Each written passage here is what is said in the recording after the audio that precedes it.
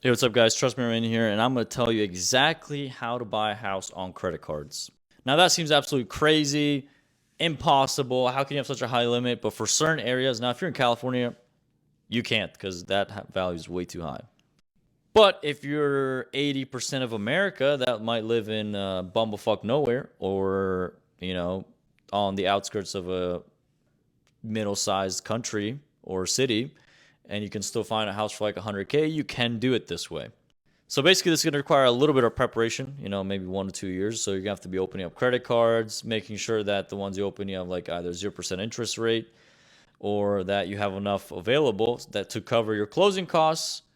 Some cities require like a sewer line deposit. The one I'm in requires any rental I buy $1,000. So if count, that's literally just if you have 10 rentals, that's 10,000 just sitting there until you sell. And if you plan to never sell, you'll never get your money back. So the way to do it is it's going to be ridiculously high, but this is how I was able to do it because who's going to lend a young guy money to go buy a house, hard money, cash, and how are you going to compete with people who say they have cash, but they're kind of just like hard money lenders? We'll get another topic with hard money lenders, but this is on credit card. So the way you're going to do it is what I realized was there's houses, this was before the market went even higher.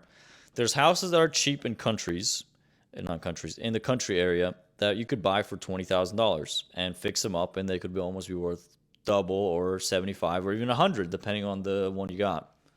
So what I was doing was I opened up like four credit cards and I charged each of these with the app Square. So Square is an app that small business owners use if you go get coffee or tea or bubble tea or something or go out to a local fair. All of these will flip it around. It's a white tablet. You plug it in and it charges a credit card. You can use that app, create your own LLC, and charge your own credit cards.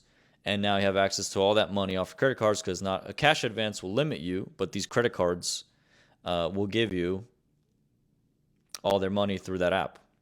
Now you have to check with each state laws on how that's going to get charged. Usually you can't get charged for borrowing money, but you are charging yourself for a service for using those credit cards.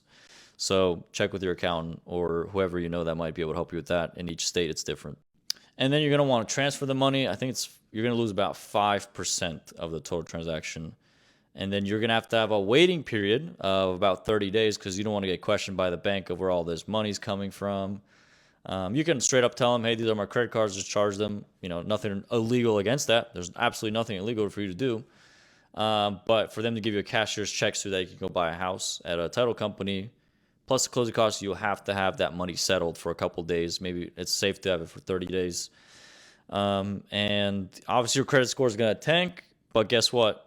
As long as you maintain a limit of about 660, which these credit cards kind of like take a hit unless you don't pay them, um, you know, you'll be okay. Because then once you fix up the house and you own it, so now you own a piece of real estate versus some plastic, you can go out and refinance that house. You now own it for absolutely $0. And if you did it right, you may now have some money in your pocket from the house refinance.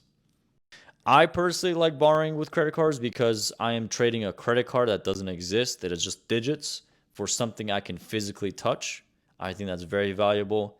I get very nervous when the expenses start to be plastic for trips, vacation, lifestyle, objects that don't produce anything.